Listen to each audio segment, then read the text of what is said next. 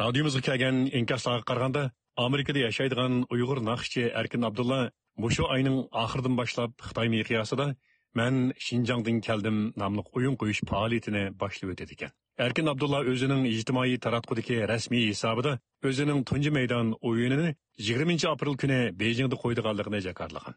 Xitoy hukumati 2017-yili Uyg'urlarga qaratgan vahshiyliklarni avjiga chiqarish bilan birga Xitoyning ichi va sirtida "Men Xinjiangdan keldim" nomli tashviqot harakatini qanot keltirgan edi.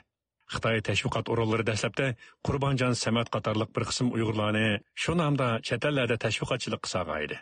Keyin Xitoy hukumatining Uyg'urlarga qaratgan irqiy qirg'inchilik va insoniyatga qarshi jinoyati yuqori belgiga chiqqan mezgilda Amerikada yashaydigan naqshchi Erkin Abdullamo "Men Xinjiangdan keldim" tashviqotchilar sepiga qo'shilgan edi. Xitoy hukumati yaqindan buyon Uyg'ur elidagi jinoyatlarni oqlash va xalqaro jamoat fikrini o'zgartirish maqsadida planliq echuvitish siyosatini yo'l qo'ygan hamda buni Xinjiangga taklif qilish va Xinjiangdan sirtqa chiqarish xizmati deb atagan.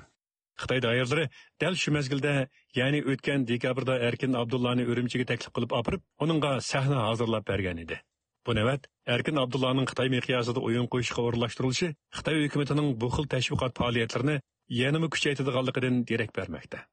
Erkin Abdullaning Xitoy hukumatining mushu xildagi planliq kirish va chiqish faoliyatlarida rol elishi ijtimoiy taratqularda g'ulg'uli qo'zg'amoqda.